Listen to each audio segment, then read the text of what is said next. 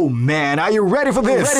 This is a Dreamcast disc and is for use only on a Dreamcast unit. Playing this disc on a hi-fi or other audio equipment can cause serious damage to its speakers. Dreamcast, up to 6 billion players. A beautiful example in the art of the combination attack. In your head.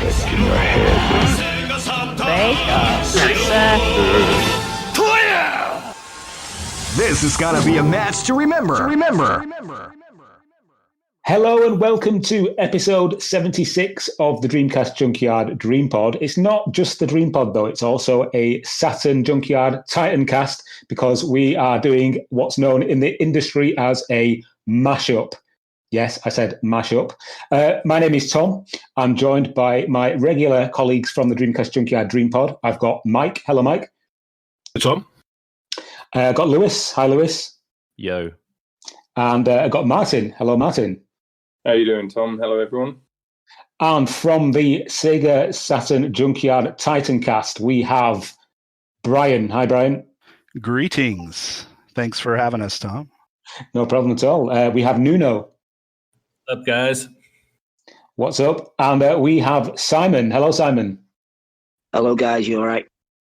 This is the first time we've actually all been together on a podcast, which is a little bit strange, but also very very cool because we've been talking about doing something like this for a long, long time, and now we're finally all together in the same virtual room to talk all things Sega. Well, Sega's last two systems, anyway, the Dreamcast and the Saturn, as the names of our respective podcasts and sites suggest. We are Dreamcast and Saturn. I was going to say aficionados, but I wouldn't really call myself an aficionado of anything, let alone a Dreamcast or a Saturn. Yeah, maybe enthusiasts or yeah. Yes, enthusiasts. Yeah. The format that this podcast is going to take is that basically all the guys from the DreamPod have chosen 3 of their favorite Saturn games, and all the guys from the TitanCast have chosen 3 of their favorite Dreamcast games, and we're just going to go in a kind of round robin and discuss our chosen games for a couple of minutes each, and just explain why we've chosen them, really, because I think there's a lot of love in this room, in this virtual room for both systems, and it just gives us a chance to talk a little bit about something other than our chosen console. I, for one, occasionally do get a little bit tired of talking about all the great games on the Dreamcast, and this will allow me to speak about some of my favorite Saturn games. So, without further ado, gentlemen, if you're ready. We shall begin. And the first person to make a choice or tell us about his choice of game number 1 is Mike. Mike, the floor is yours. Tell us, enlighten us. Excellent. So the first choice I have made is Mass Destruction, which is a fantastic top-down sort of blast 'em up, I suppose you could say. It's a really good game. It's a game which is not really that common on any console, especially not Dreamcast. So go back to Saturn and having this sort of it's almost like a little sandbox type affair where you have a little tank and you just blow up everything. Very familiar, very similar, to Expendable on Dreamcast.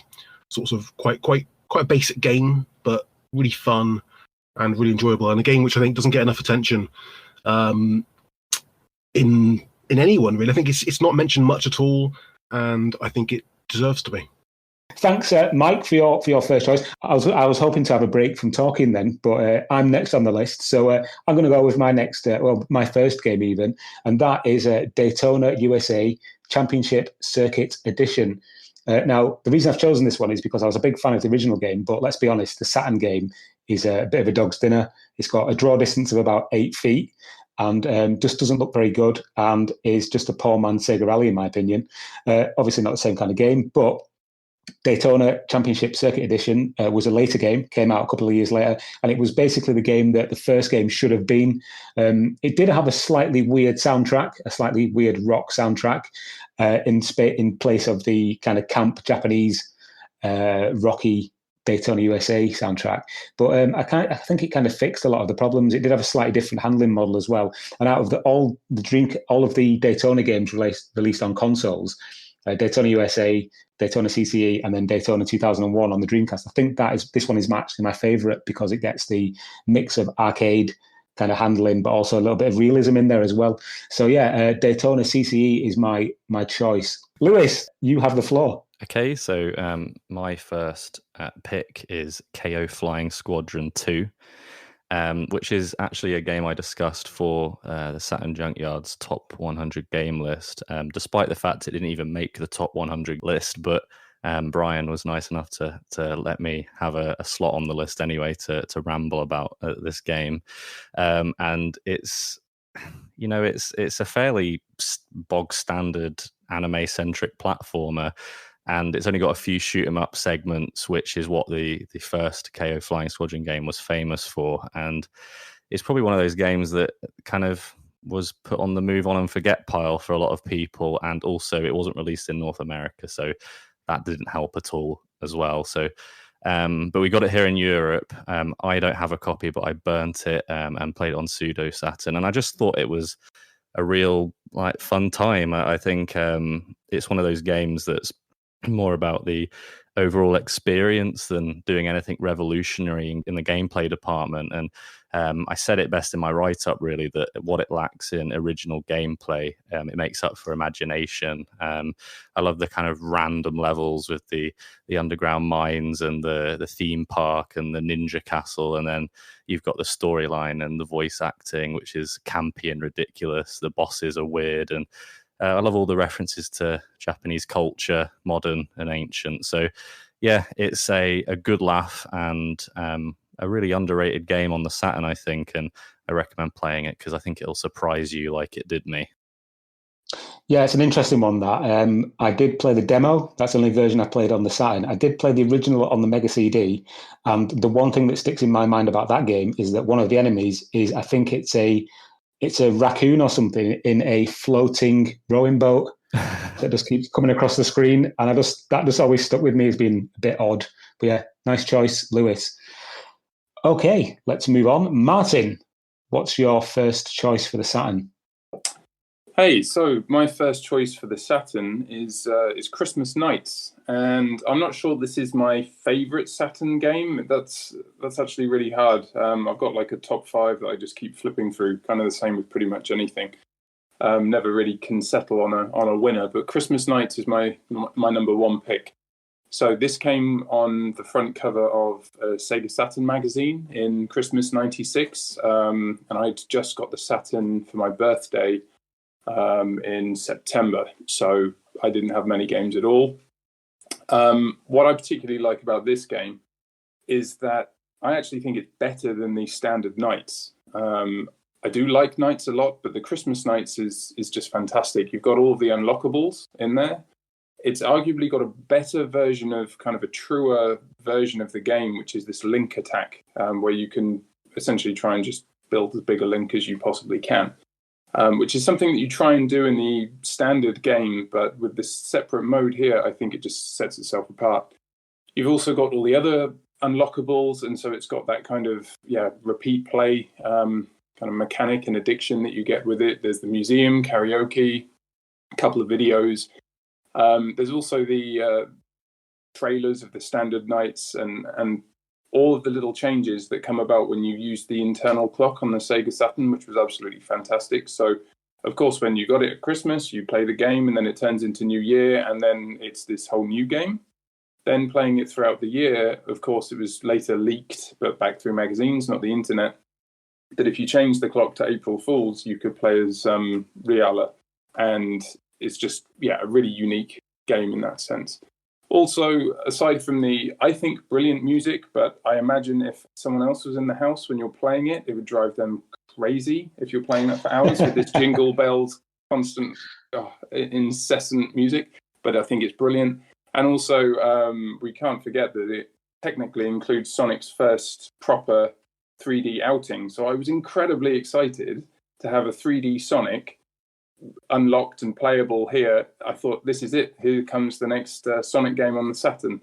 Boy, was I in for a real disappointment there. But trying to end on a high note, Christmas Nights is one of the best games I've ever played. You can get it for almost no money now, and there's just no excuse not to play this.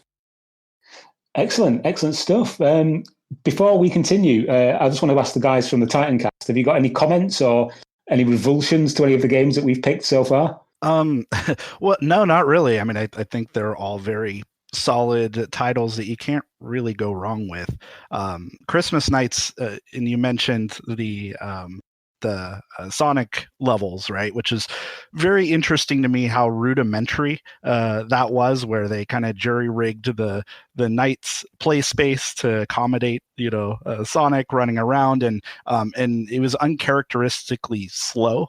And the mechanics weren't quite really built for that, and so it was just really interesting that Sonic Team went out of their way for a game that they weren't even charging money for, right? This was released as a demo for free, after the fact, and yeah, to have that nifty little touch of just including Sonic in there, even when they didn't really need to, I think is one of the things that makes that game, among many other things, a very endearing thing to revisit every year. And yeah, I definitely love it. Excellent stuff. Okay, then let's move on to our second pick. Mike, away you take it.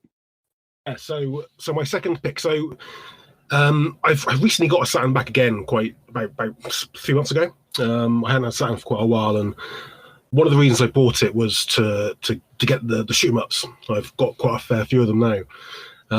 But one game I wanted, which wasn't a shoot 'em up. So I had a list of 100 games I want, and of all the games I've got, there's some quite expensive ones, there's some really quite out there ones. There's one game which no one ever talks about, and I want to pick it. It's Street Racer. I think in Japan it's called Street Racer Extra. I'm not entirely sure, but the PAL version is what I played. I loved the game on the Mega Drive. So the game, it was a 16-bit racing game on the Mega Drive and SNES. It was a pretty standard one. It was a 3D one, or as 3D as Mega Drive could go. But on the Saturn, I first played it on Saturn, and actually I was blown away by how different it was. It's a proper sort of karting game, but the environments are really alive. They feel like they're quite compact, but everything feels like it's just fun, a fun, comedic kart racing game, which I think the Saturn didn't have a huge amount of, and not many consoles at all had them at the time, apart from Mario Kart. So I was really surprised by how good it was compared to what I thought it was going to be like. And I played it probably more than any other game on a Saturn at all when I first had a Saturn several years ago.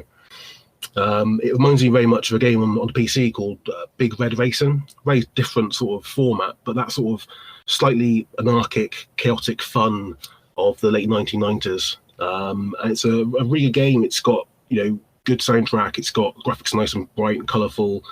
Characters are very alive. It feels a little bit like Power Drift as well for sort of a later generation. It's quite cheap, I think. On the PAL still. Haven't bought many PAL games recently, but it's a really good underrated game which doesn't get much attention at all, and I think definitely one of my picks. I could have picked one of the many shoot 'em ups instead of this. I was debating whether to do something a bit more gamer like, but actually Street Racer is just a damn fun game, which I think is more important sometimes. Yeah. Interesting choice as well.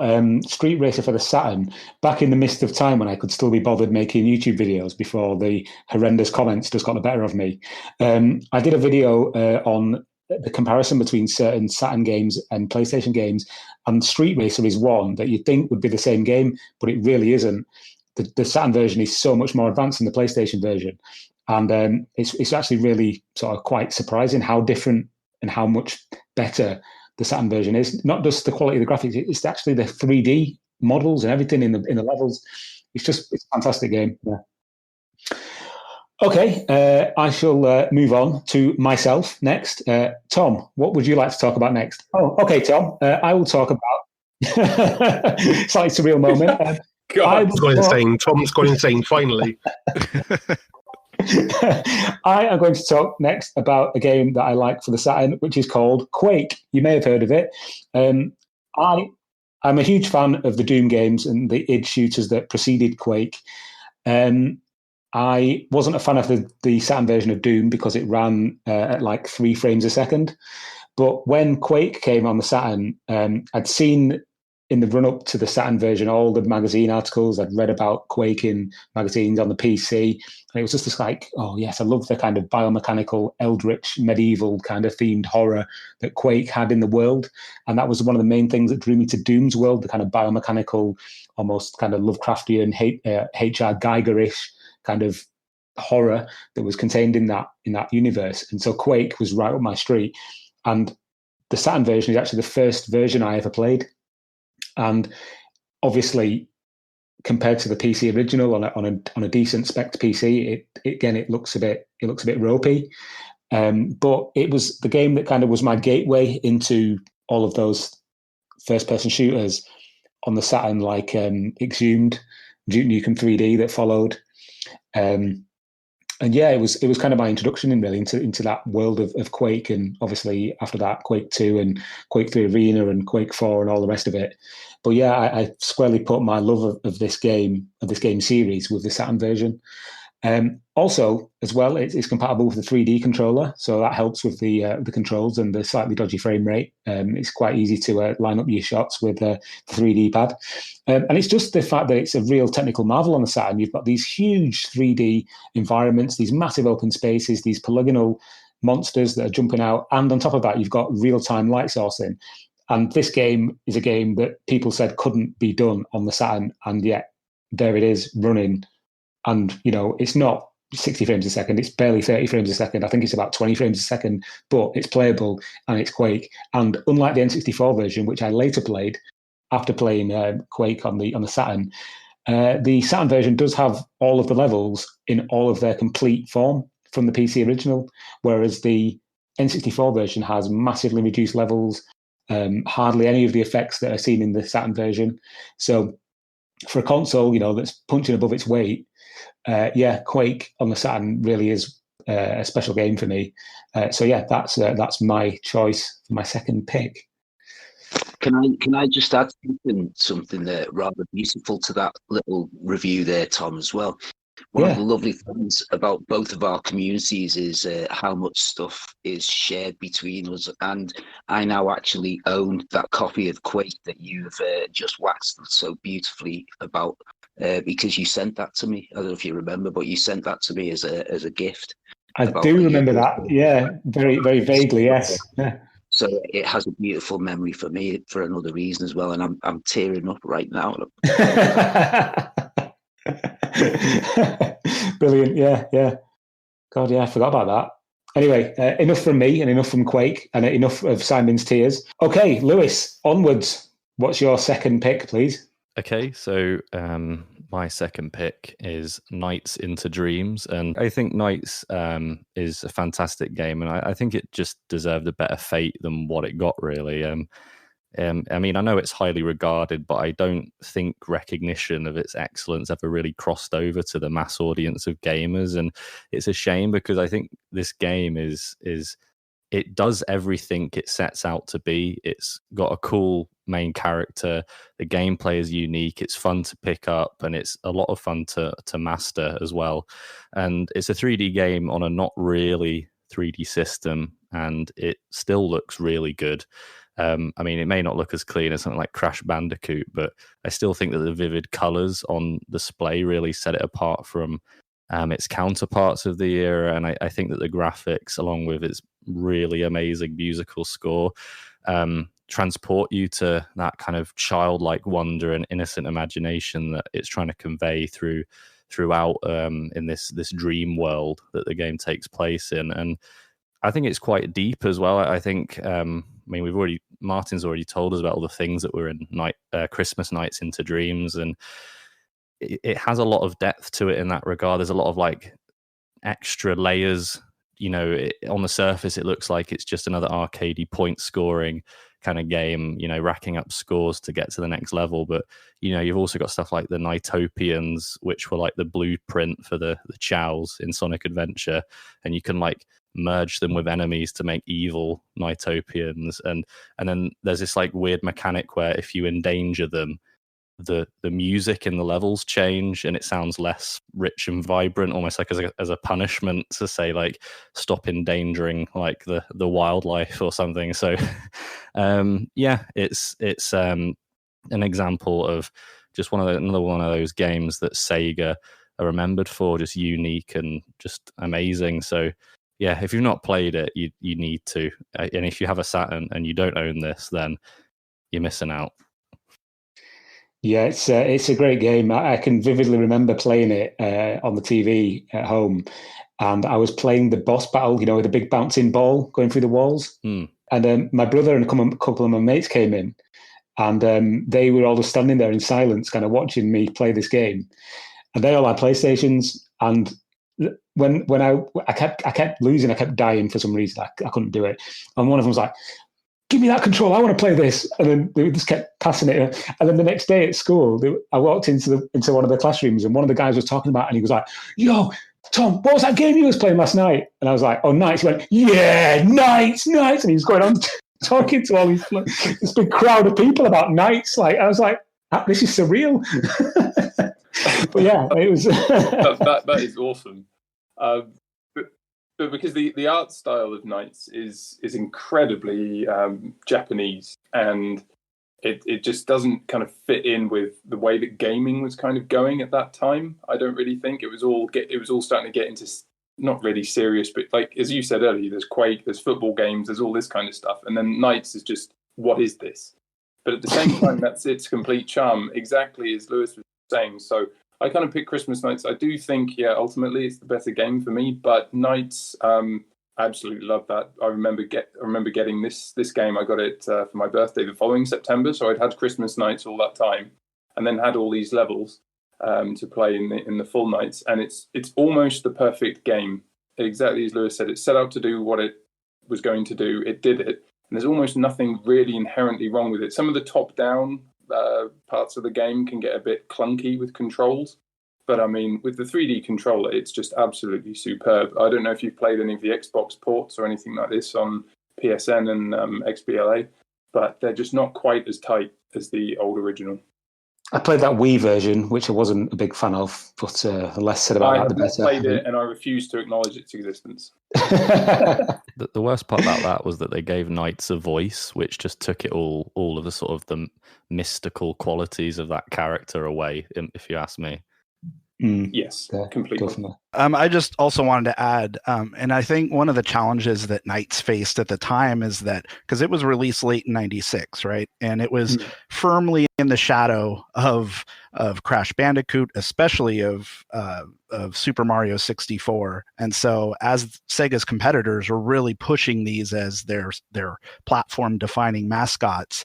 I think Knights had the unenviable challenge of having to kind of take the mantle that maybe a Sonic game would have. And a lot of people associated Sonic Team, of course, since they developed it, as, having this new spiritual successor. And so they pushed it. I think a lot of people perceived, and Sega maybe miscommunicated what Knights was. And a lot of people thought it might be a platformer in the vein of the big games it was competing against. And I think that did it really no favors. And in fact, it really was, in the frame of like a score attack game. I almost think it has more in common with like a Tony Hawk's Pro Skater than any Sonic the Hedgehog game. So I'm glad that the community has kind of rallied around it in the intervening years to really support this game and give it the love it deserves. Tony Hawk's into dreams. I do see what you mean, though, Brian, with the sort of like combo system, and it's a good comparison. Yeah, it is a spot on actually. Because if you're playing Knights as a platformer, you're playing it wrong. Indeed, just like if you're playing Tony Hawk's as a flying acrobatics game, you're not wrong as well. Okay, Martin, let's move on to your second choice. Yeah, so my second choice is Wipeout 2097. Love a bit of Wipeout. The Wipeout series for me is one of the best game series that has ever existed. I think it's a crying shame what's ended up happening to the franchise, but that's a whole other rant that I'll have to take down to a pub when I'm next allowed in one. But the 2097, with the first game, I played that when I was about 12 years old or so on a friend's PlayStation, or relative's PlayStation. And the collision mechanics for that meant that if you touched the wall at all, your ship would stop. And when you're 12 years old, that's incredibly frustrating and unforgiving. With 2097, they brought in the kind of grinding mechanic a little bit. So you would kind of grind against the side, and it would give you just a fighting chance to pull away. So I think the controls of the game are very, very good. It isn't as good a port or as good a game as the PlayStation game in terms of the overall handling, frame rate, and graphics. But apart from that, it's brilliant. And part of the reason that I like the game actually is the very consistent soundtrack across the whole game. Because in the PlayStation version, I didn't even know at the time, but there was all this licensed music from the Chemical Brothers, Prodigy, all this kind of stuff. Music that I absolutely love, incidentally. But this the cold storage music for the game is very good and tight and consistent throughout the whole game. It's a very difficult racing game. The whole series is. This one's no exception. But it's very rewarding. So when you pull off these fast lap times, I mean, it really, to me, it challenges Sega Rally in terms of going to a course and just spending an hour doing laps around a course to try and just get that time better and better and better. Also uses the analog controller as well, which, not everyone knew about, but is a really nice way to play the game. And it's a better game than the original Wipeout. Not It's good a port, as I said earlier, as the PlayStation, but if you've got the Saturn and you like your racing games, then this is going to be a challenging game. Yeah, I'm a big fan of the Wipeout series, a big fan of Wipeout 2097 on whichever console I own it on. I have to make a little bit of an admission here that my favourite Wipeout ever is probably Wipeout 64, just for that silky smooth analog control. I don't know, the others just don't feel as good to me, but I'm open to being told that I'm wrong. But yeah, good choice. Do any of the other guys from the TitanCast have any other comments on our picks for that round? Yeah, I'd just like to say how completely in agreement I am about the music in Wipeout 2097 on the Saturn. I do think it's actually superior to the licensed tracks. There's a guy called Tim Wright did the music for it under the name of Cold Storage. And his tunes, like I sometimes put Wipeout 2097 in my van CD player and just listen to the music because it's so good. So I'd just like to sort of endorse what was said before. Okay, cool. Good picks. We're getting on to our final games now, our final round of Saturn games from the Dreamcast Junkyard crew. I'm going to go back to the top of the list, and Mike, I'm going to come to you for your final game. So my final choice is my favourite game on Saturn, bar none. My favourite game on any console previous to Dreamcast, actually, I think, which is Winter Heat. I love the Winter Olympics as a whole spectacle anyway. And I love sort of arcade sports games. And Winter Heat for me is just the perfect game. There's 11 events. It's a sequel to Decathlete or Athlete Kings, which was sort of an earlier Saturn game based on the Summer Olympics, obviously based on the decathlon itself.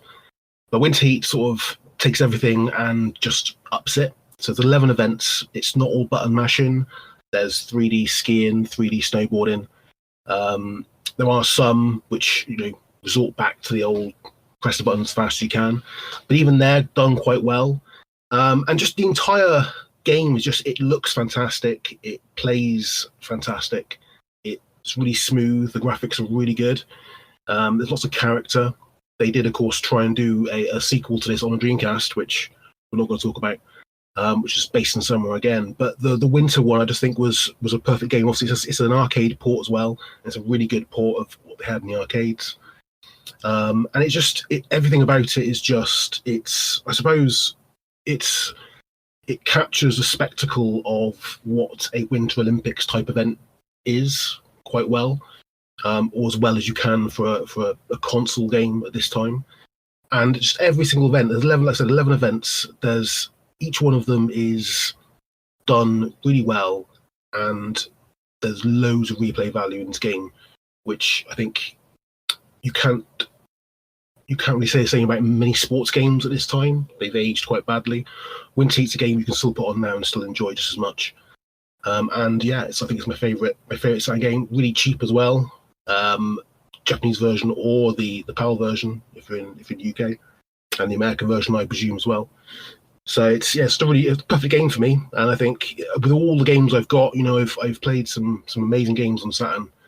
But actually, I think Winter Heat is the only one which I would still be playing in 10, 15 years' time every couple of weeks, because it's that good. Wow, that is high praise indeed. I have to be honest, Mike, for reasons that I'm sure other people kind of echo. I'd never played this game, and the reason why is that I played Athlete Kings, and Athlete Kings seemed to me like just like a stereotypical button masher of an athletics game, and I just don't find them fun. I gave this one a miss. I played, is it Virtua Athlete, which is the sequel? Dreamcast one, yeah.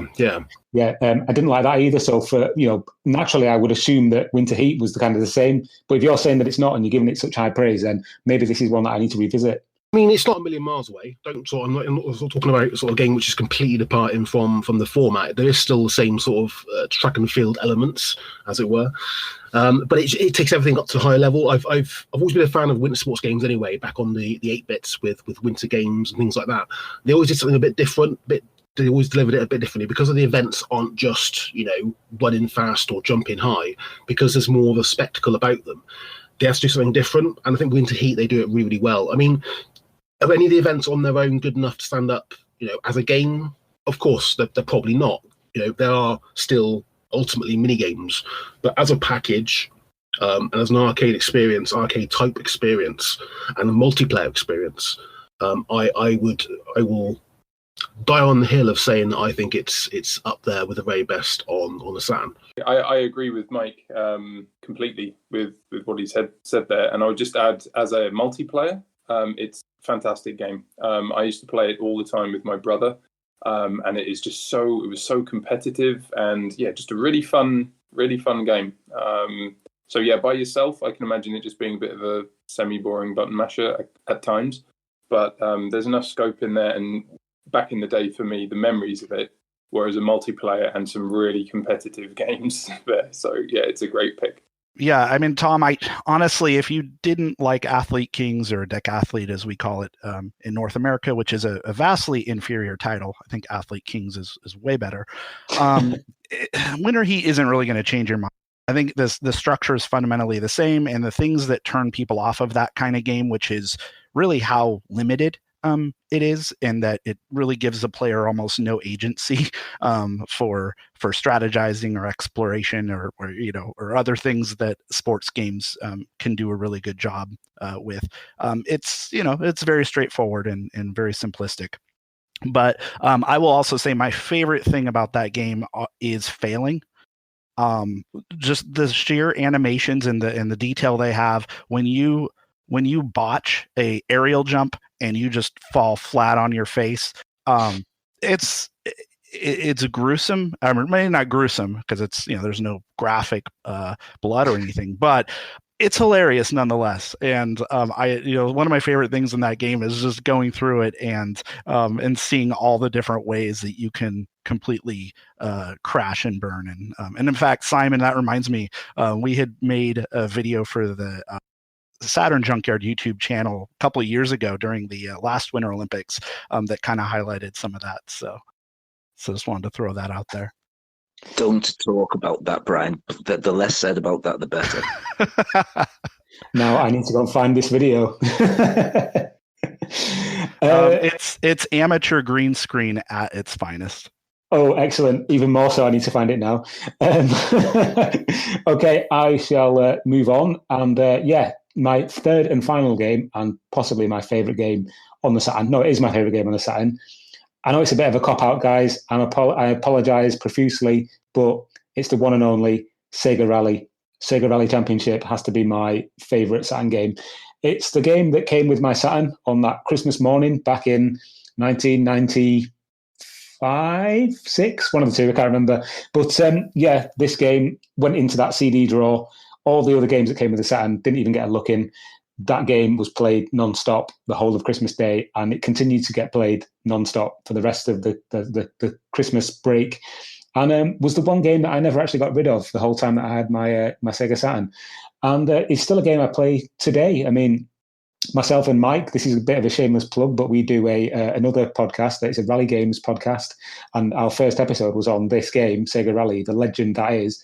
And we spoke for good 45 minutes about how cool this game is, from everything from the way it looks to the way it plays to the music to even though it's got a really small, quite minuscule, really in reality, complement of tracks, the fact that it's only got 2 or 3 vehicles. It doesn't matter. It's just so infinitely replayable. And a little anecdote for you is there was a period where I hadn't picked up a Saturn pad for I'd say about 10 years. And I was at an expo, and there was a Sega Saturn, and it was playing demo. It was demo moding Sega Rally. So I picked up the control pad, and I used to be a bit of a demon on Sega Rally. I'll say this even if I say so myself. I picked up that control pad, and it was like I'd never ever put a pad down. I started the arcade mode. I basically completed it and got first place on Lakeside, I'll have you know. And it was like I'd never been away from the game. It's just that good. Once you've got it, you've got it. And, what better advert for awesome playability and just memorable tracks and everything. Even the music, I could still remember how the music went, everything. It's just in my blood. This game is, it's a game that made me. So Sega Rally is just an awesome game. And, I don't really know what else to say about it. If you've never played it, then sort your life out. I don't think you can listen to this and not have played Sega Rally. I would hope so. Yeah. I would be amazed. So just to echo what you're saying there, Tom, great pick. It is my favourite game on the Saturn. Always was, always will be. It is part of my almost DNA, exactly as you're saying here. So I think between us, we could actually draw the tracks right now if we had to. Oh, I'm doing it in my head now. Every chord. Yeah, I'm playing it. I'm doing Desert Stage right now. So with also the soundtrack, as you say, that actually inspired me to learn the guitar. Wow. The soundtrack is absolutely amazing. The brilliant thing about Saturn games as well, like games of old, you could just put it in your CD player, and you could. Then the Saturn was a CD player, by the way. It doubles as a brilliant multimedia system. So I used to play, just the music from that, and the whole game. The handling is just, it's unrivaled. Just amazing pick. Great choice. Just to go back to the Rally podcast that me and Mike do, I did actually look for the guy who does the voiceover in the credits. I found his LinkedIn and sent him a message asking if he could do us a message, but he ignored me, and I'm not surprised. Sure, that's your special talent, isn't it, Tom? Looking for voice actors' profiles online. I believe the technical term is stalking, but we won't get into that. So that's my pick, Sega Rally. Okay, Lewis, onwards for your final pick, please.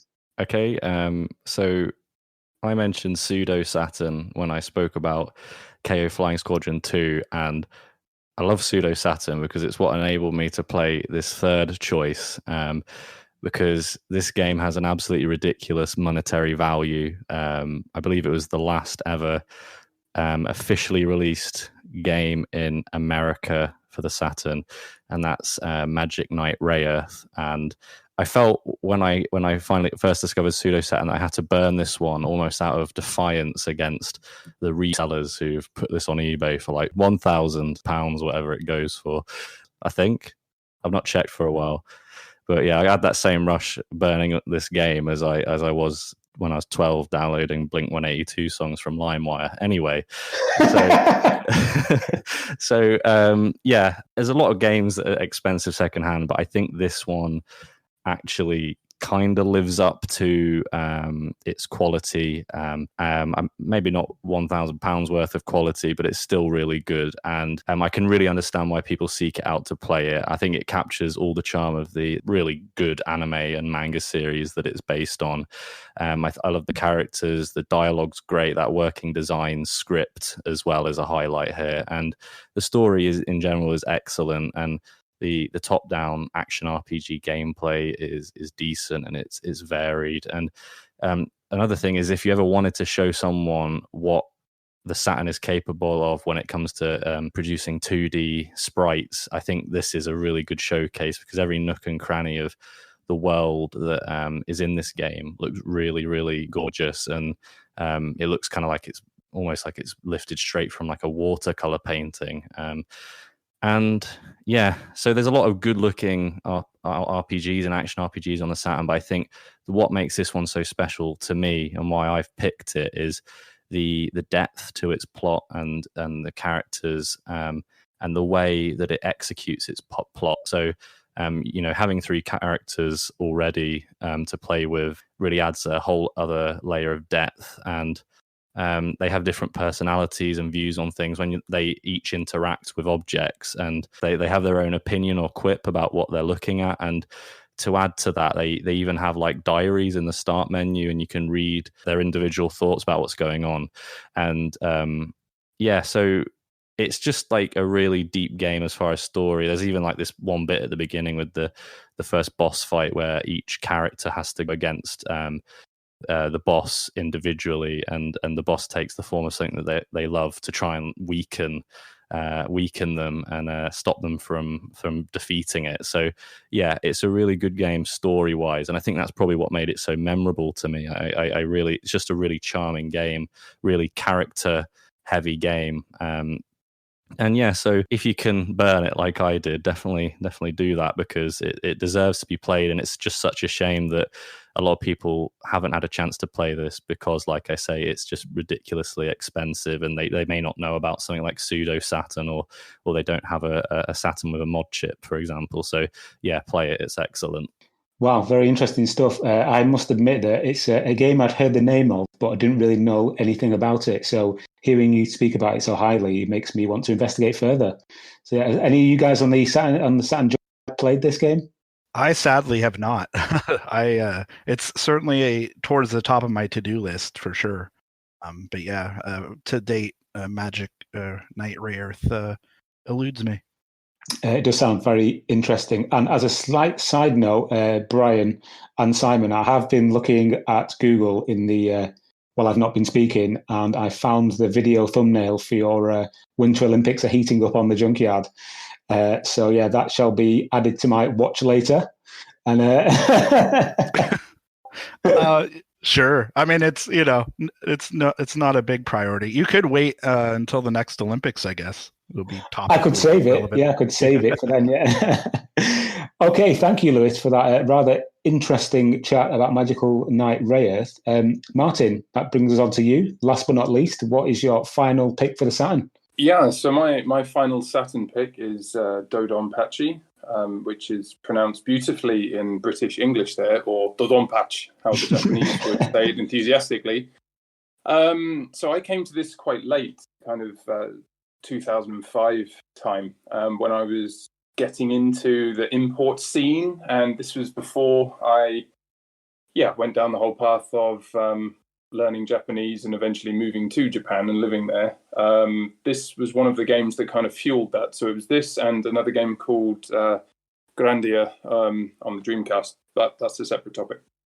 So Dodonpachi, it's import only. So yeah, you've got to get the Japanese version if you want to play it. And in all fairness, for those of you who are into shoot 'em ups, shmups, it's not the best port of the game, but it shouldn't stop people from playing it and giving it a go, because it is a really, really nice example of the genre. So this is it's a shoot 'em up from Cave, so it's a top-down kind of scrolling shoot 'em up, vertical shooter, and it's in the bullet hell genre that Cave kind of made for themselves, pretty much, with the first game, Donpachi, and then this one, the sequel. So for me, it's just extremely addictive in the same way that, to be honest, all of the games that I've mentioned and talked about, and also quite a few of the others, have got this really heavy replay value. This game has it in spades. So it's the same as Sega Rally and this kind of time attack, any kind of link attack thing. With this, it's all about how far can you last on your one credit? What score can you get with that credit? And yeah, this was a slippery slope for me, and now I've got an Xbox 360 with a whole collection and all sorts of problems with arcade sticks, and where do I keep them, which one's better, which arcade stick works best. So Dodonpachi started for me this whole kind of journey into a genre where I'd never really been before. I played in Space Invaders, of course, everyone has. And before that, and a few other of these kind of horizontal scrolling shooters, I never really liked them that much. There were a couple on the Mega Drive, and I just thought, yeah, not really for me. And then something about Dodonpachi really clicked. And yeah, I'm kind of throwing it in there as a latecomer for me personally. It wasn't one that I was playing back in the Saturn's heyday, but having come onto the import scene, it's got a place in the collection. That's really interesting. Another one that I need to add to my list. I will make this admission now. I only have one Sega Saturn, but it's actually broken, and it's a Japanese one, so I have to play all my Saturn games on the Mac. which is fine. They work really well. But the beauty of that is that I can just download these games as ROMs. I don't know if I'm allowed to say that on a TitanCast, if that's sacrilege or not. But absolutely not. No, we fully endorse piracy on the TitanCast. Excellent.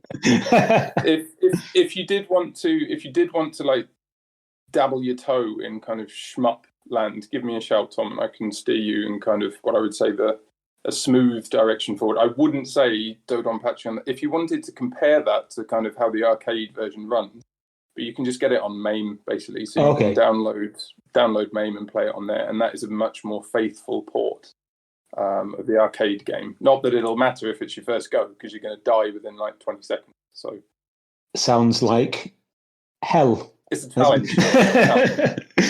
Brilliant. It's a challenge. Okay, guys, that brings us to the end of the Dreamcast Junkyard's selections. I'll just quickly run through those games that we all picked. So Mike chose Mass Destruction, Street Racer, and Winter Heat. I chose Daytona CCE, Quake, and Sega Rally. Lewis chose KO Flying Squadron 2, Nights into Dreams, and Magical Night Ray Earth. And Martin chose Christmas Nights into Dreams, Wipeout 27, and Dodonpachi. I tried to make it sound as un-Japanese as possible there. Hopefully I did that. Dodonpachi. Yeah. Yeah. Okay, at this point, I am going to hand over to Brian, who's going to guide us through the picks of the TitanCast crew for the Dreamcast.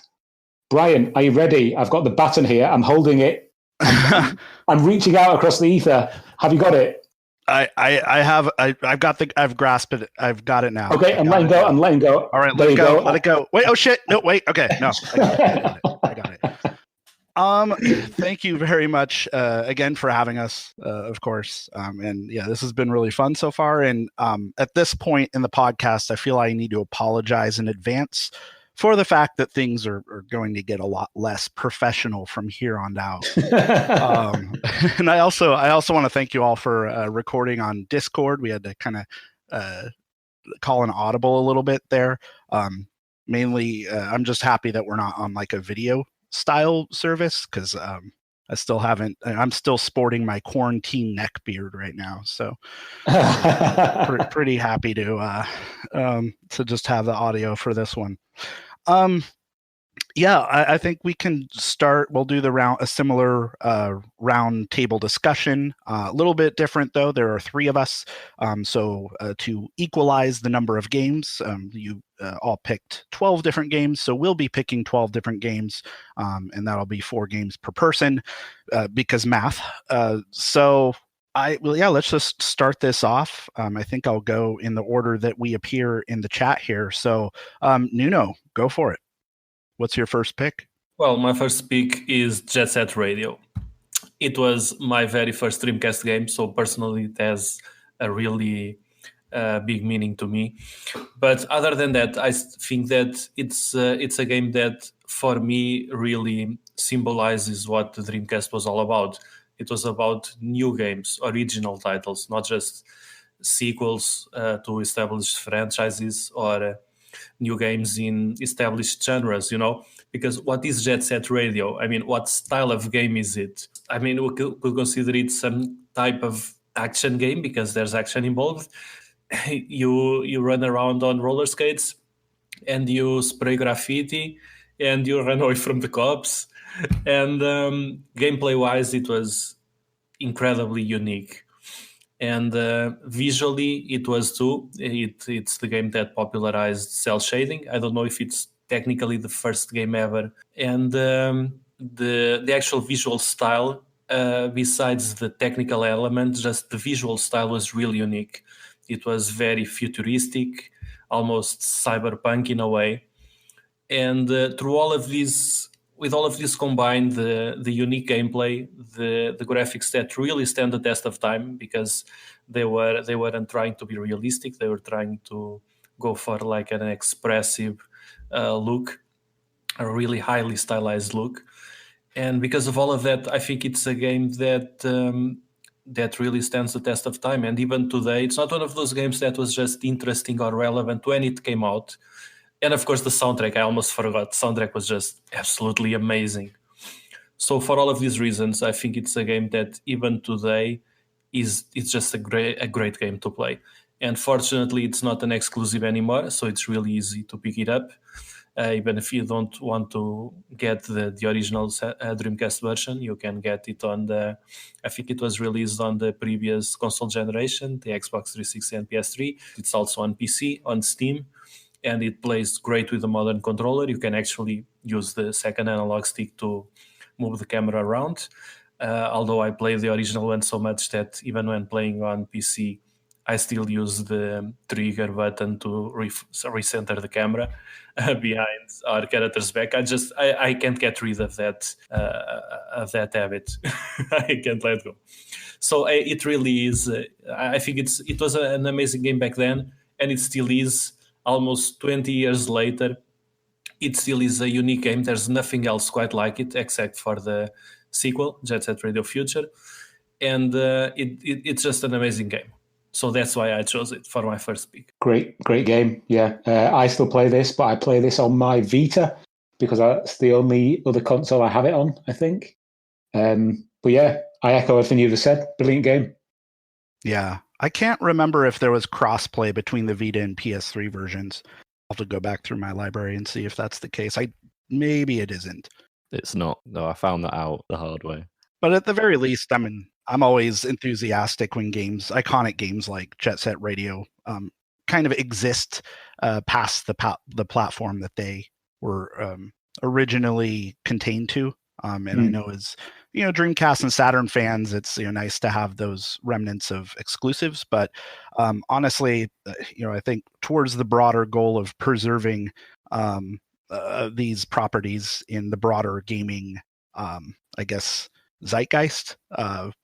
It's nice to see whenever Sega or other indie developers take the mantle to bring these games to modern platforms for sure. Okay, so with that, Simon, what's your first pick?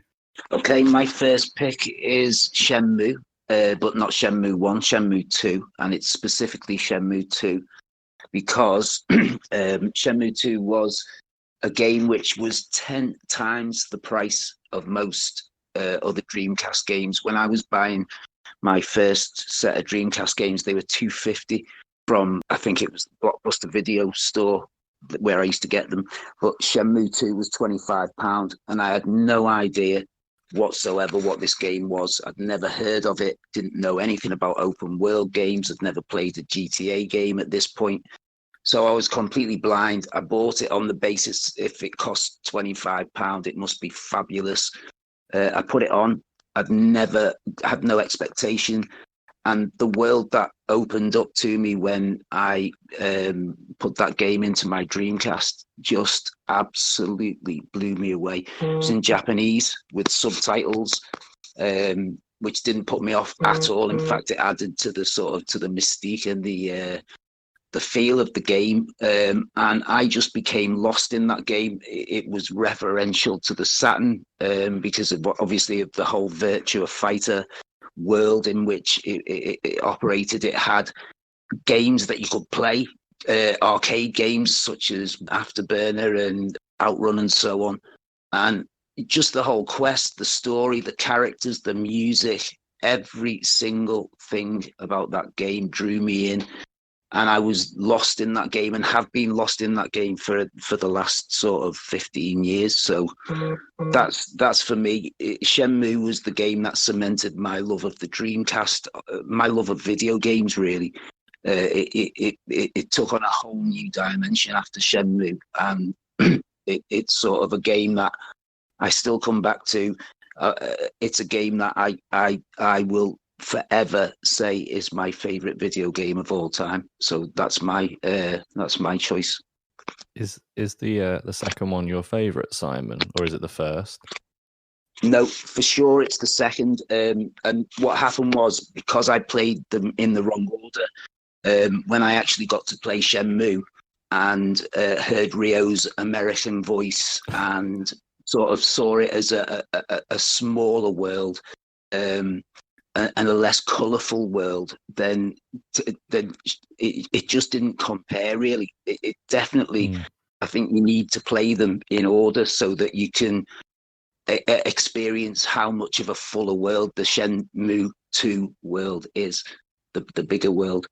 I think I often hear this kind of said that the first game is a better Shenmue game, but the second one's a better game overall. And I remember like playing the first one and stepping up to Shenmue 2, and the difference in the size and scope of what was going on was incredible to me. It is my favorite Shenmue as well. So yeah, I absolutely agree with everything you've said in regards to it. Yeah. It's just got a magic for me, that game. I mean, musically as well. I think it's got my favorite music from any game, and sort of it really did. In many ways, it opened the door to me to things like kung fu movies and stuff. It made me interested in the fighter culture, the Japanese fighter culture. So yeah, no, very, very, very dear game to me, and something that will always be my favorite, I think. For sure. And one of the things I've always appreciated about both Shenmue, all the Shenmue games, particularly 1 and 2. Speaking of attention to detail, I mean, I think that is one thing that I really appreciate about Shenmue, right? And it's predicated on having a world that is so fleshed out and dense. And one of the distinctions that I also noticed between the first and the second one is the second one maybe in a way sacrifices that density for I guess breadth in a way.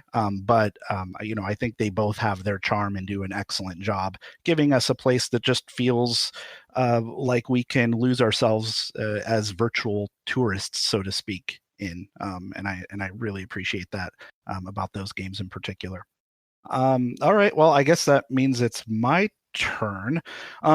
So I was originally prepared to talk about Virtua Tennis 2, or Tennis 2K2 as it's known here in North America.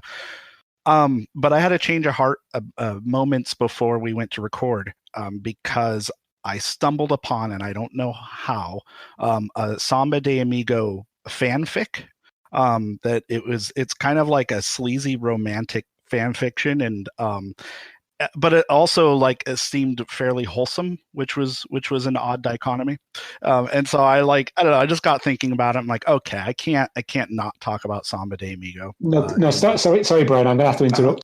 Tell us how you actually stumbled upon this fan fiction, please. Well, it is a hobby. No, actually, I was trying to look up the character names. Nuno and I were trying to figure out if the monkey was named Amigo or Samba.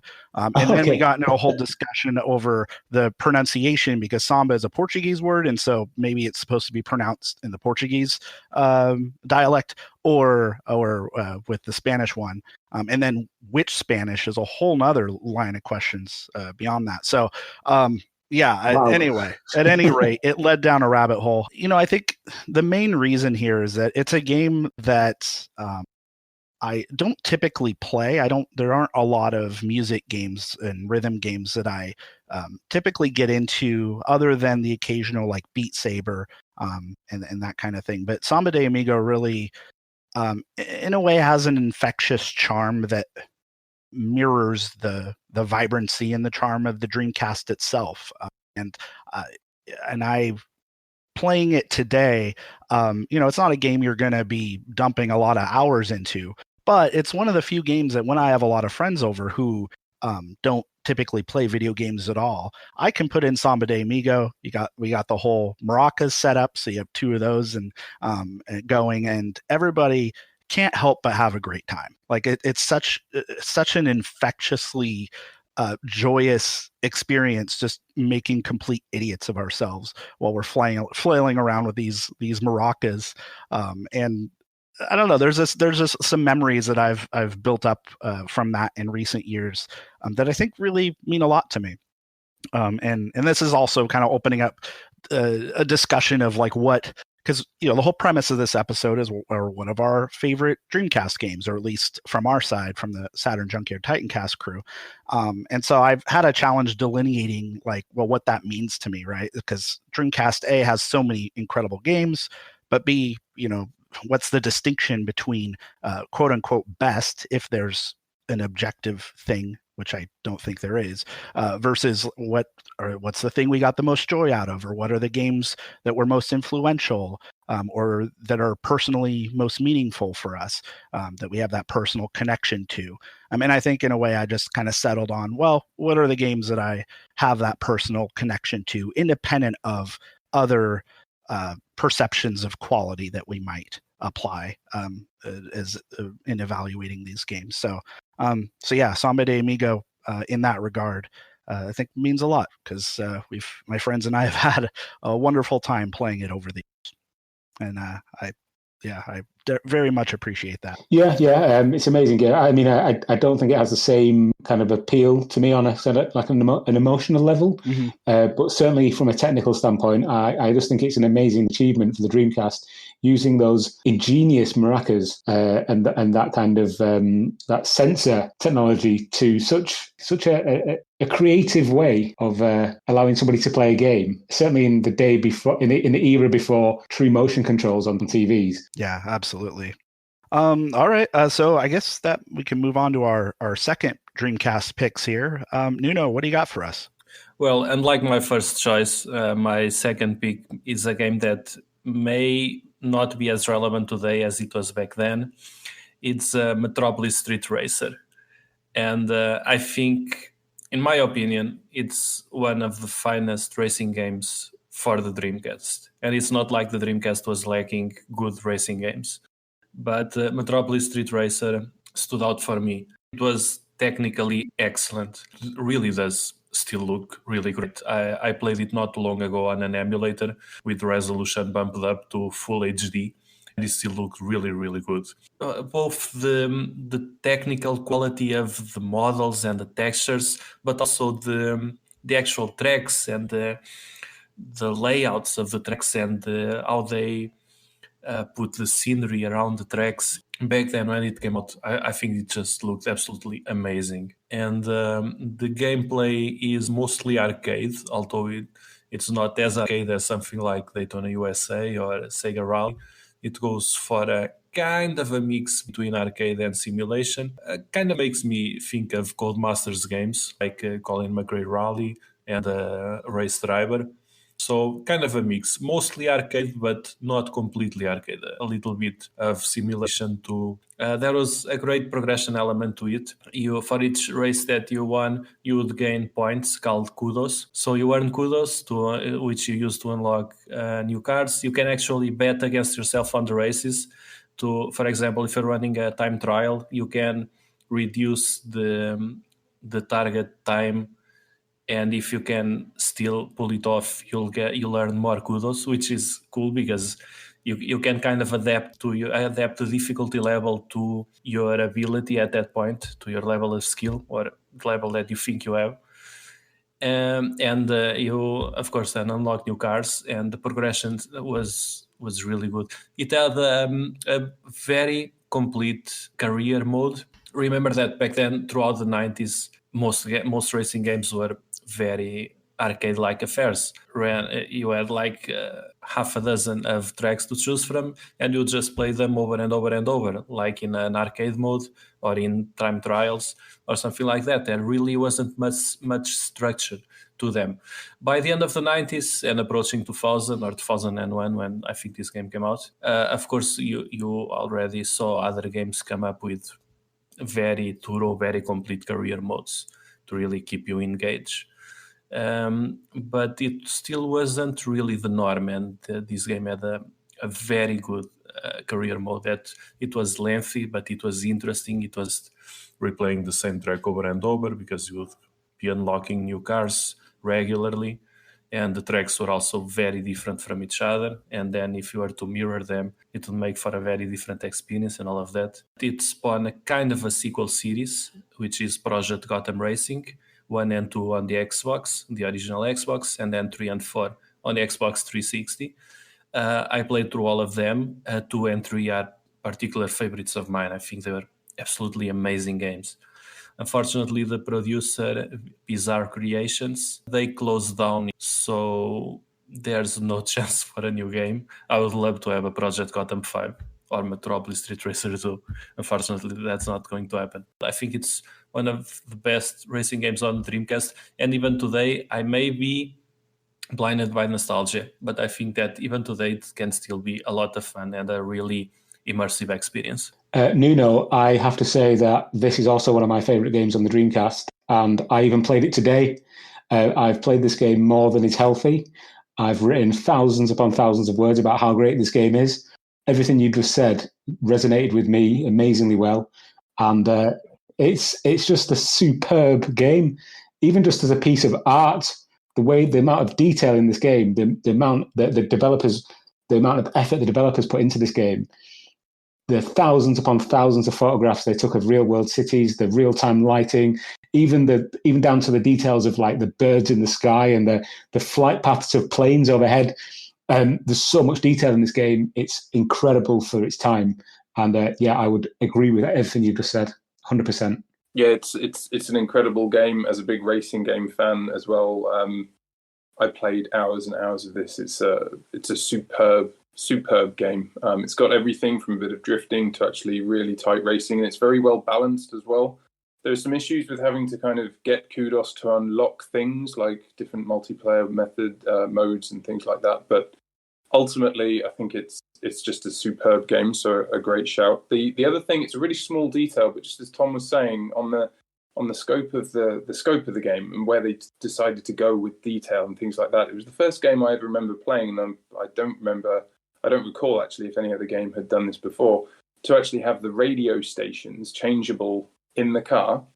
And not only that, but when you went into a tunnel, it would kind of, you'd get the interference and the white noise as you went through a tunnel. And little touches like that just made it so authentically realistic, good, fun. It was just so good. Just a superb game.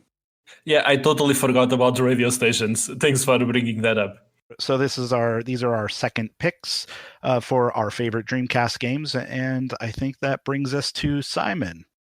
What's yours? Okay, my second pick is not so much a game as an experience, because I'm going to pick Caution Seaman for my second choice, which is, I guess, what you might call a pet simulator. You have to bring a amphibious seaman creature to life from a tadpole sort of fish egg type thing, and you raise him in a tank. You feed him, you set the conditions right in terms of temperature and oxygen, and you speak to him through a microphone. And as he grows from a tiny tadpole type creature into a frog fish man, he speaks to you and asks you various things about your life. He remembers those things. He remembers your birthday. He remembers various things like what job you do and whether you are married and so on. And you have conversations with this creature through a microphone peripheral which comes with the game. This was the first time I'd ever seen or heard of anything voice activated, and the technology, I think, for the year 2000 is just absolutely superb. If you suspend your disbelief ever so slightly, and you have to be a willing participant in this experience, you can really feel like you are speaking to a creature, a sentient creature, a friendly, funny, crabby, grumpy creature that will throw his crap at you from time to time. It's hard for me to explain this. For anyone listening who has no experience of this game or no idea of this game, then it's going to sound very strange, but it's one of the most rewarding video game experiences I've ever had. It certainly showed the quirky side of the Dreamcast and of Sega's willingness to put quirky IPs out there And it's just something that I think if you have a Dreamcast and you haven't done Seaman, then you haven't experienced the console properly. So I just say that would be my second choice. Wait, so throwing crap, are we talking literally, figuratively, a little bit of both? He literally uses his poop tube, which is on the top of his head, to fling crap at you, particularly if you use the word shit. if you use the word shit, or if you say shit to him, he will fling his crap at you. Yeah. Wow. I don't think there's a more, for anyone who says, oh yeah, the Japanese aren't that culturally different, just point them at this game. This game couldn't be more Japanese. It is the weirdest game, and yet I introduced my Japanese friend to this when I moved over there, and he was blown away by it, and he went and bought a Dreamcast so that he could play this. He thought it was amazing, best thing ever, and it is a brilliant game, but oh my god, is it weird. Yeah, and I think even in his Seaman's attitude, he also kind of gives you a fair amount of shit that way as well, in that regard. He gets friendlier the longer the game continues, and the closer it gets to the finale. And I won't say what that is, but he does tend to become nicer and less crabby. He's very grumpy in his early stages, and he often just doesn't even want to speak to you at all. Okay, the Seaman finale. We won't go there. I feel like it's a game I think I need to get further, try.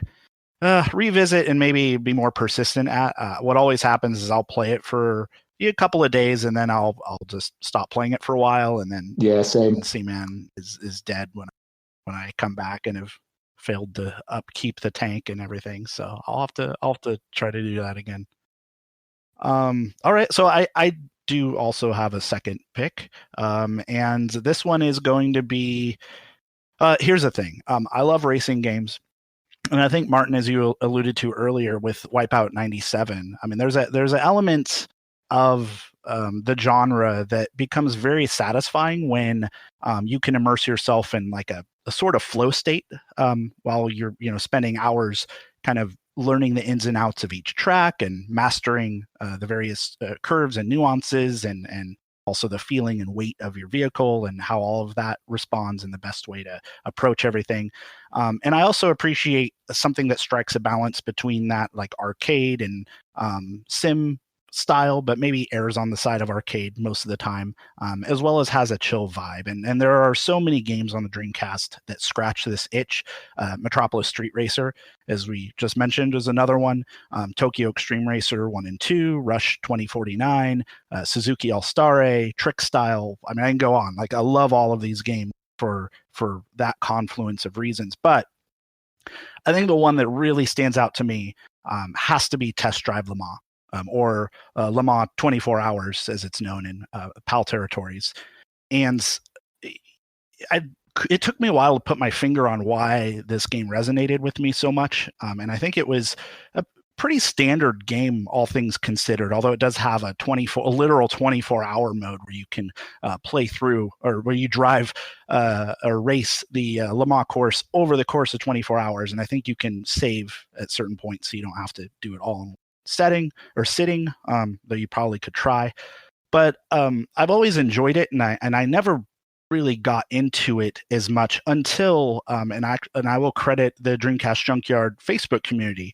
I think Kev Mason had a challenge at one point. This was a couple of years ago, and that was one of my first experiences with really any of the Junkyard communities, but also my first time like really forcing myself to learn the all of the nuances of that game.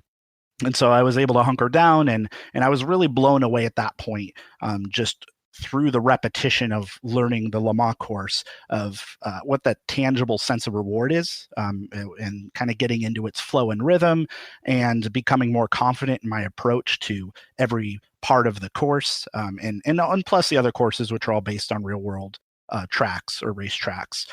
But I really enjoy that the level of depth in the real-time sense. There aren't really a lot of customization options. You're not, tuning gear ratios or anything, but there's, drafting, there's variable weather, which affects the handling a little bit. There's degrading tire conditions. You have to manage, you have to pay attention to your fuel supply, and all of these things kind of work together throughout each race to dynamically impact how you approach your moment-to-moment strategies from lap to lap. And I think there's something there that was really addicting to me. And once I understood what those little pieces were, they kind of, I don't know, it just felt like there was maybe a hypnotic Zen-like trance that I kind of fell into. And for that, I just love Le Mans, and I continue to keep playing or revisiting it today, because it might just be my favorite Dreamcast racing game, and one of my favorite racing games of all time,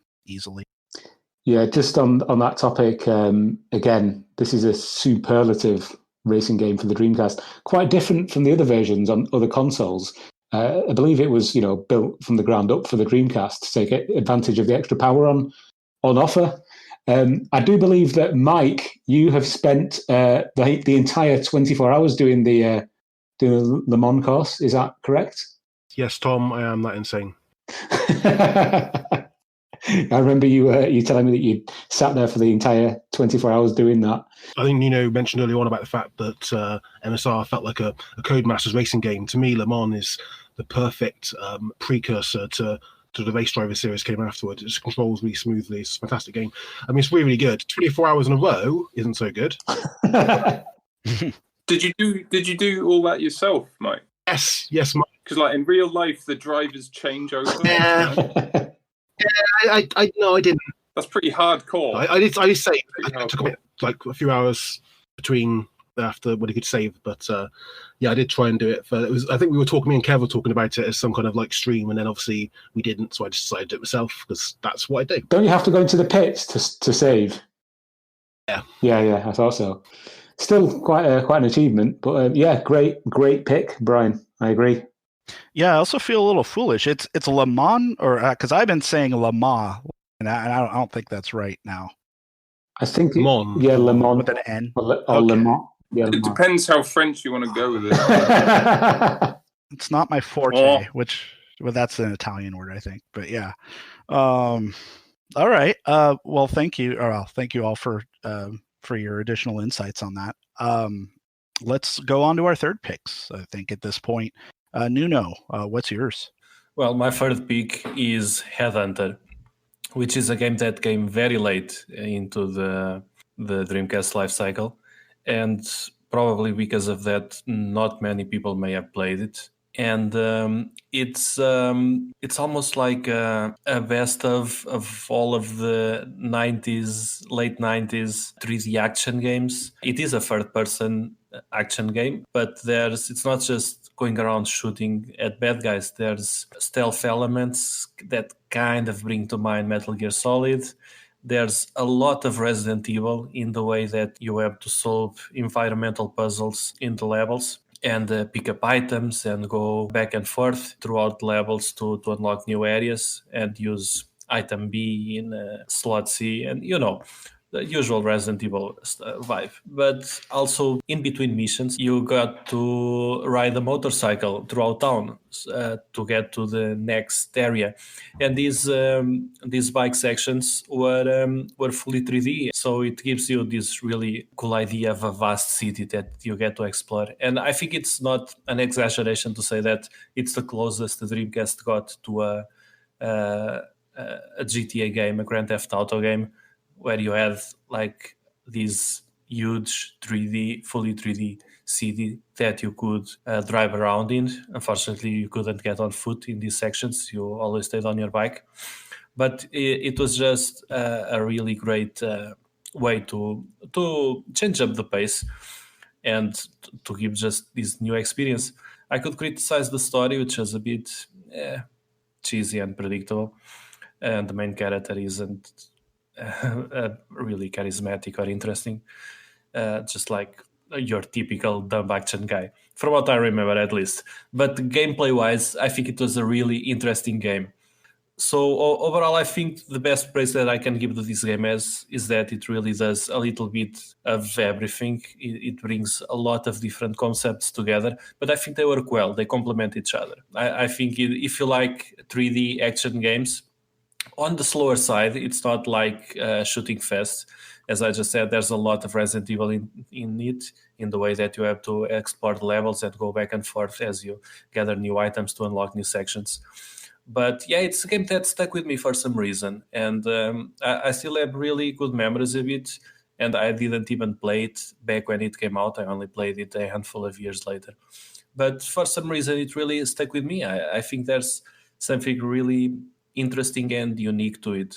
Yeah, I agree again with pretty much everything you've said. I think it's really interesting, especially because it's such a late release and it's only a PAL exclusive. And something about the atmosphere in the world kind of reminds me of like a Paul Verhoeven film, this kind of near future, almost like a RoboCop style world aesthetic that it's got, and these kind of news reports that kind of chop in every now and then about, these pharmaceutical companies that are like ruling the world.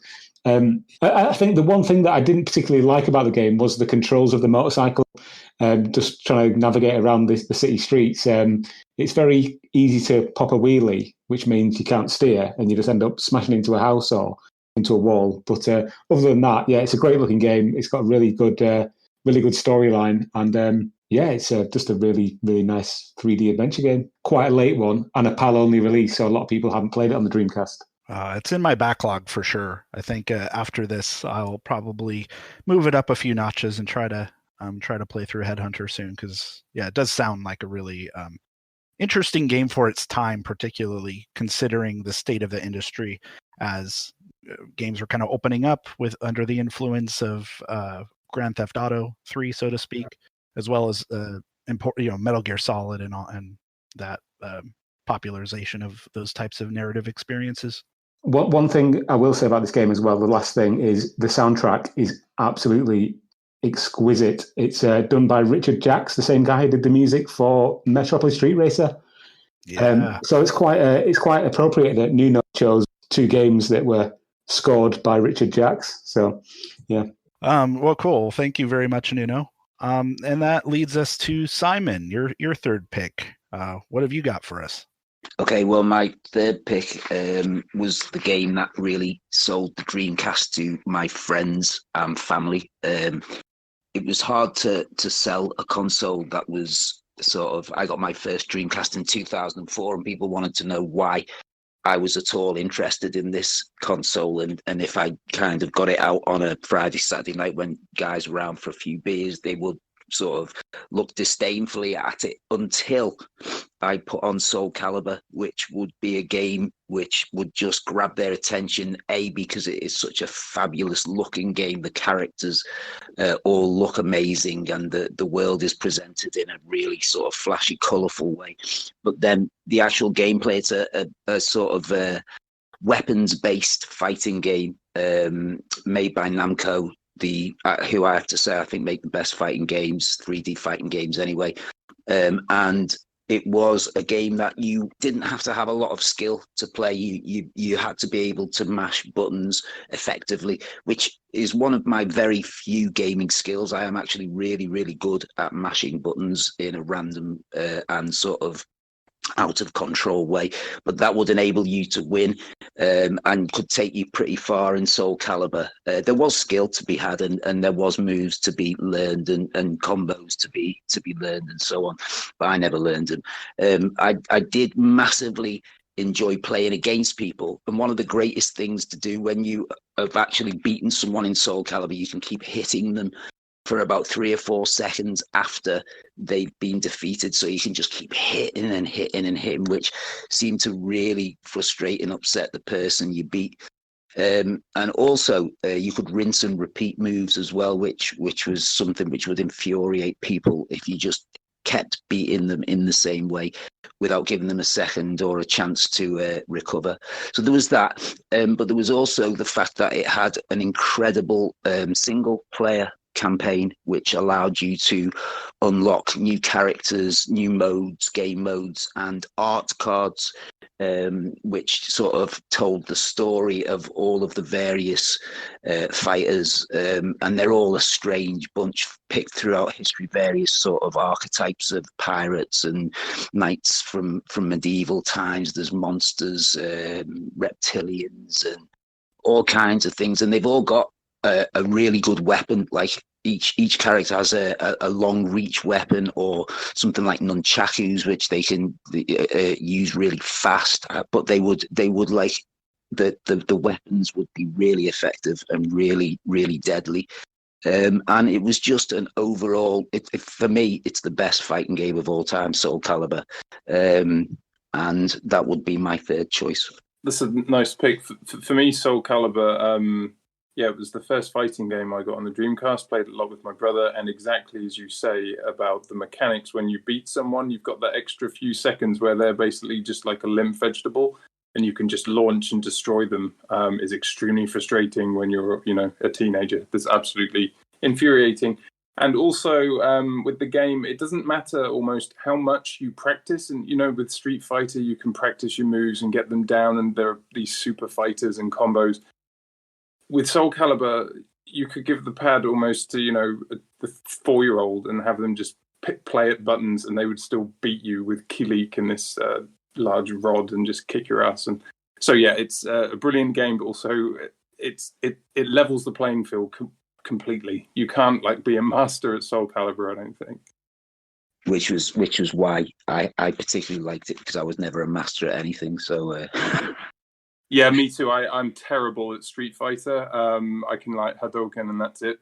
And so with Soul Calibur, you can string together combos like a genius, but you have no idea what you've just done. So it's great. Yeah, I'd echo again everything that Simon's just said about Soul Calibur. It's an achievement, really, to look better than the arcade version and be an amazing title in its own right. And let's not forget the amazing single-player mode, that has you going all around that map. Is just, there's so much gameplay there. There's so much to do. It's just, it's the full package, isn't it? Yeah, and it honestly, I think it's held up better than most games I could have ever imagined.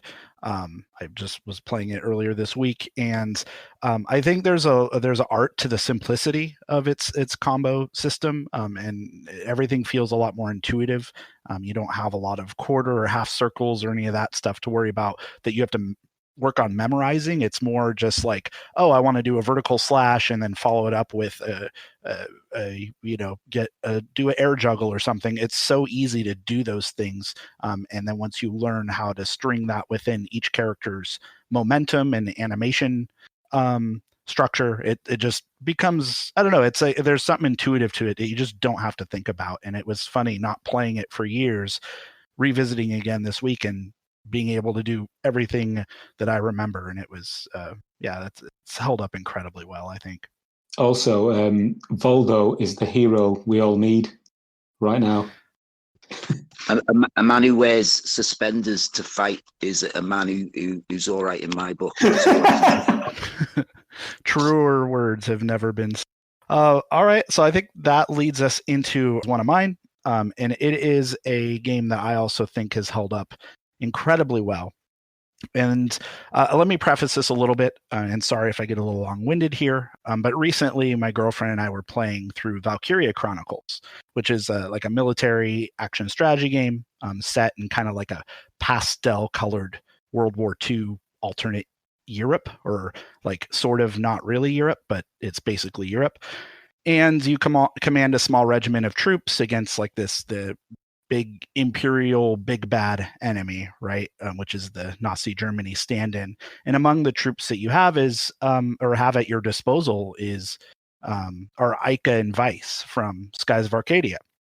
And we were playing this game and we were building up. My girlfriend was going through all the characters. She was setting up her squad for a mission, and I chime in like an idiot, and I'm just like, hey, you got to have Ica and Vice on your team. I mean, come on, like why would you not do that? And she's like looking through the strengths and weaknesses of all the characters, and she's like, yeah, but Ica, like this is a grass. This mission is on a grass field. Ica has a pollen allergy. I'm sorry, I am not bringing Ica into these conditions. And I'm just kind of dumbfounded. I'm like, I just can't comprehend why you wouldn't include these characters at all times on your team. And I think that's when it struck me how deep and irrational and just how strong a connection I had to the world and especially the characters of Skies of Arcadia on the Dreamcast. I guess it's been like 15 years since I had played it, and I think I underestimated how, I don't know, just how much of an enduring impact that game has had on me. And of course, it's I don't know how much of an introduction actually needs among your audience. I think everybody who's a Dreamcast fan is probably, at least to some extent, familiar with Skies of Arcadia, that it's a JRPG and that it's kind of a globe-trotting RPG where you pirate an airship around, or pilot an airship around, and you play as air pirates, namely Vice and Ica, and you explore all these distinct continents with their own like cultures and aesthetic differences and unique narrative situations and charming characters to meet, and a lot of them I think are so memorable, right? And you also stumble across a mysterious girl named Fina, and again you're battling a big evil imperial antagonist. I forget what they're called. Anyway, you're basically going through this game, and I think it has just a sense of exploration and adventure that's unparalleled with most JRPGs that I played at the time. Even if it's not structurally too different from a lot of them. In fact, I almost think there's a lot of parallels with Panzer Dragoon Saga in a way, and just how it balances that on foot exploration with doing so via your ship. And I don't know, it's hard to really pin down why this game still means so much to me outside of it's just infectiously vibrant and optimistic. And one of the other things I really like is the sheer expressiveness and charm of all the characters too. And I think that really is what stuck with me. And also the dialogue I'm surprised to find out how well it has been translated. And I think it's just really well written, which I think for a JRPG of that era might be kind of rare. And I hate to say that, but at any rate, yeah, I love this game, and I look forward to embarking on that voyage again. All right, well, let's go into our final pick, and I think, Nuno, it is probably your turn. So for my last pick, I chose D2, which, as the name implies, is the sequel to D, which is actually a Saturn game. So it really ties in together with the theme of this podcast. Although I haven't actually played the original D yet. It's on my pile of shame. One day I'll get around to it. But I don't think the stories are actually related in any way. I don't know, I may be wrong about this. But I think mostly D2 is a standalone game. But yeah, it's a horror game. And it's mostly played in third person. But the action sequences, you fight with guns. And the combat sequences are actually in first person. So that already mixes up the gameplay, which is something that I really like. And it's set in Canada, but like really up north in the icy wilderness. So it's set in the snow, which is a rather interesting and original setting. There's a lot of just empty snow wide spaces, which can be really eerie in their right. And I think it had really interesting gameplay. I can't remember much of the story. From what I remember, it was really freaking weird. But mostly, I think it had a really great atmosphere. And for a horror game, I think that's really essential when you think about it. So yeah, I think that just in general, it's probably one of the more original horror games I played. Probably not the most original. I mean, even on Dreamcast, you have stuff like Kill Bleed that's really out there. But compared to standard Resident Evil clones that abounded at the time, I think it does do some things here in a very unique way. And most of all, I think it's a really enjoyable game. Yeah, I think it's a great game. I mean, I've only sampled kind of the first half of the game, I think. But it's interesting that the game started life as an M2 project and then kind of morphed onto the Dreamcast, and it's still got this kind of mythical kind of aura around it, even though it actually came out on the Dreamcast. But yeah, it's one that I don't think a lot of people have played. Certainly in PAL territories, because obviously it wasn't released here, which I again find quite odd, especially because it was quite an early game and one that really showed off what the Dreamcast could do, like visually. But yeah, again, great choice and a really cool adventure. I absolutely love this game as well. I've played all of it because I used to leave my Dreamcast at home and go away to uni, and then I was always like, I need to go back and finish D2, and I did. And it's definitely a really just weird, unique game, and it probably has quite a lot of flaws, but I think the scope and ambition of what Kenji Eno was going for can make you forgive a lot of the game's downfalls. The atmosphere is incredible. So yeah, it's quite misunderstood, and like Tom said, a lot of people in Europe probably didn't even get a chance to play it, but yeah, it's definitely worth picking it up if you can. All right. Well, I think, Simon, that brings us to you. What is your fourth and final pick for this episode?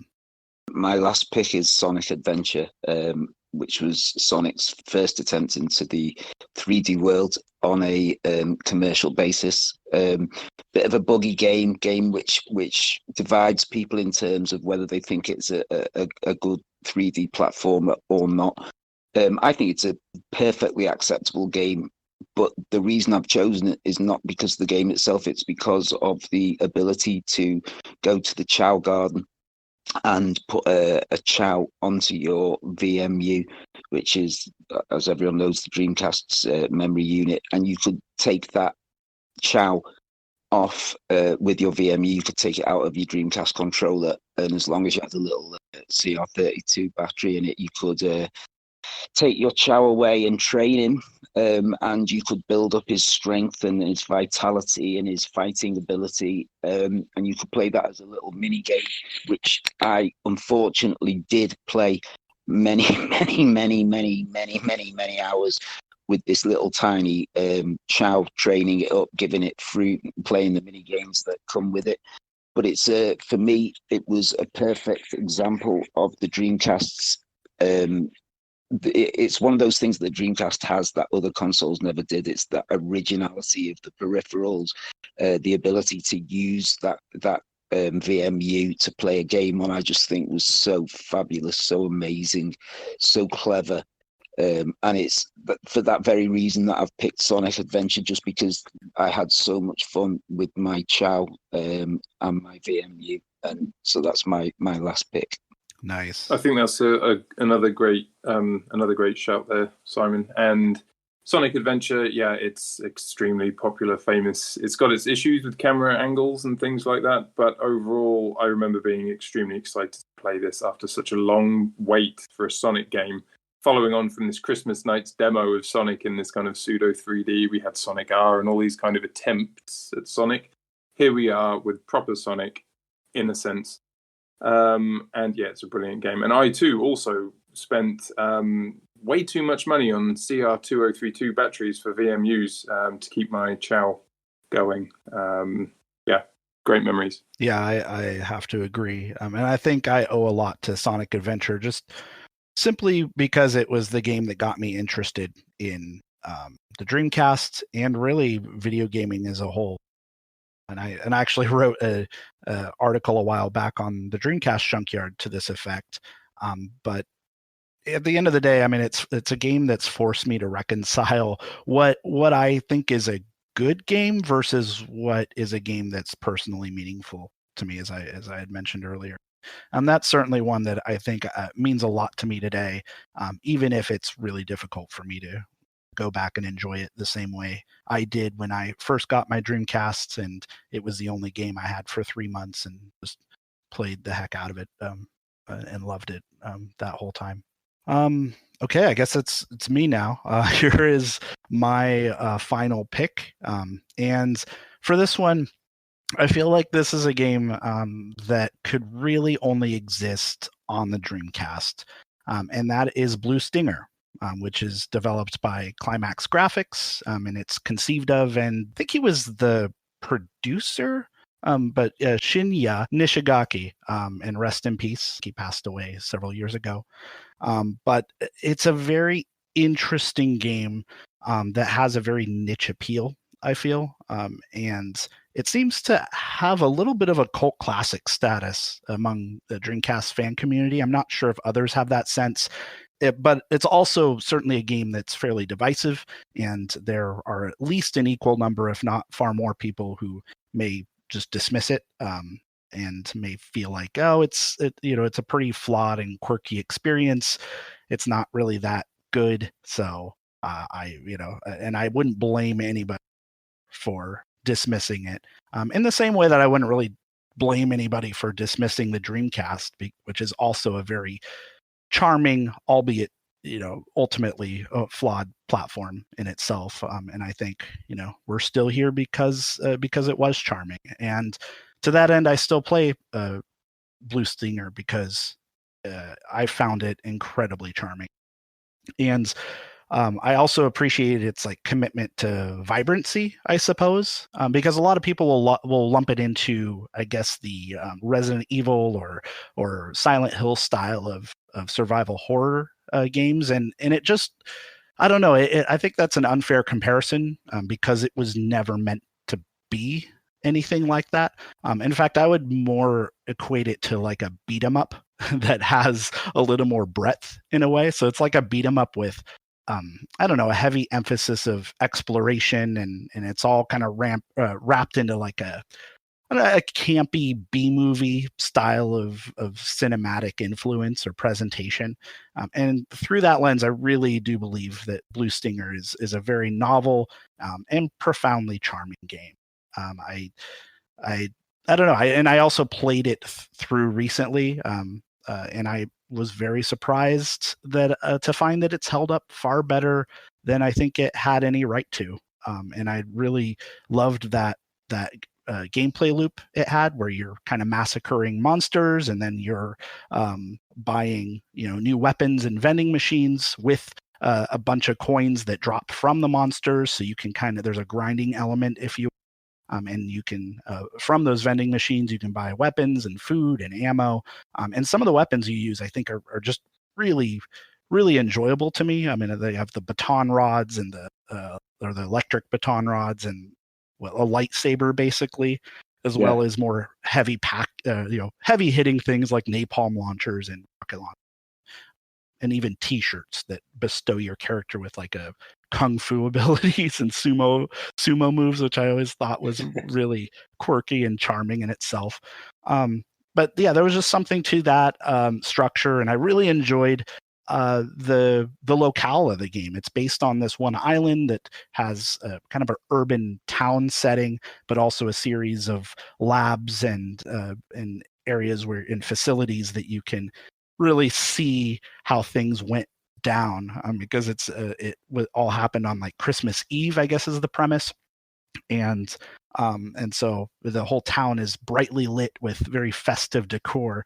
But in an instant, all these monsters, all these people turn into monsters from, I can't remember all the details, but of course it's like that those lab experiments go awry kind of premise. And then they, murder everybody else who didn't turn into a monster. And so you arrive on the island shortly after that, and everything is still, it hasn't really had a chance to decay yet. It's still all very vibrant and very Christmassy, and including all the music, especially in the town, that is still stuck in my brain to this day.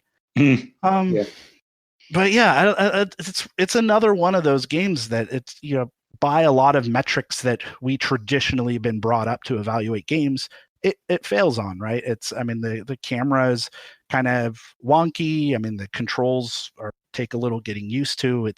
I think a lot of people might find it a boring game, but I love it, and I am just very happy to have a game like this that kind of exemplifies that charm despite its flaws, in a way that I think a game like this, or I don't know, like I said, I really think this game deserves a Dreamcast, and likewise, because to me those two things, the Blue Stinger is inseparable from that vibrancy and charm of the Dreamcast. Yeah, that's a really nice way of describing it, to be honest. And I, again, would like to say that I do agree with everything you've just said. And one of the memories that sticks with me of Blue Stinger is that it's a game that in the early days of the Dreamcast, I only had one game at a time. And I remember specifically renting this game from Blockbuster over a weekend and realizing that I only had it for the weekend. I did everything I could to complete the game, and I did actually finish the game in a weekend. Going back to the game in more recent times, I found that I couldn't do it. I found it too difficult, and it was just something weird about the fact that I did this. I finished this game back then as a kid, and now I'm having trouble with something that's really early on in the game.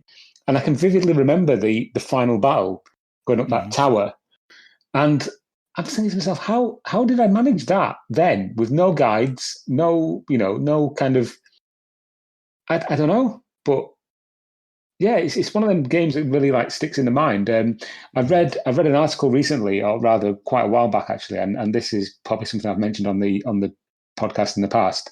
It's an article on Gamer Sutra, which is about the guy who created the game. Sorry, how do you pronounce his name? Shinya Nishigaki? Nishigaki, I think. That's him, yeah. Basically, this guy, John Anderson, wrote a really nice article about how he was interviewing, and then mid-interview, after writing most of his thoughts down, he went back to continue the interview, and the gentleman had died, and it was just it was really kind of melancholy and a bit, it really stayed with me. And that interview can be found quite easily. Type Illbleed Blue Stinger, and it's the first hit that comes up. It's on Gamer Sutra. Well worth a read. It's quite a sad interview, but yeah, it's worth a read. Okay. Well, I think that is the run of the list of all of the picks we had for our favorite Dreamcast games. And yeah, I think, Tom, I can turn it back over to you if you'd like to close this thing out. Yeah. That's been a really fascinating chat. It's been really cool hearing games that we kind of discuss all the time on our own podcast, but to have a different kind of viewpoint, really, from you guys, it's been quite fascinating. And it's also a little kind of look into your lives and also the experiences that you had with these games. Yeah, it's been a real experience, shall we say. But yeah, I think we'll draw it to a close there. We've been chatting now for just over 2 hours. So good luck with the edit, Lewis. Woo. So yeah, thank you very much for listening. I hope you've listened all the way to the end. It's been fun for me. It's been fun, I hope, for everybody else who's been on the podcast. We won't go around and do individual kind of Twitter handles or anything like that. But what I will say is, if you want to find us on Twitter, you can find us at the DC Junkyard. We are at the Saturn Junkyard.blogspot.com. And we also have our podcast, the TitanCast, which is pretty much everywhere you get podcasts. So, yeah. Excellent stuff. Well, thank you for listening. That's you, the listener. And also thank you to my massive cadre of co-hosts, Brian, Nuno, Martin, Simon, Mike, Lewis, and of course, me, Tom. But yeah, thanks very much for listening. This has been episode 76 of the Dreamcast Junkyard DreamPod Cross TitanCast. And we will see you on the next episode. Thanks very much for listening, and goodbye. Please stop this disc now. Why don't you challenge again?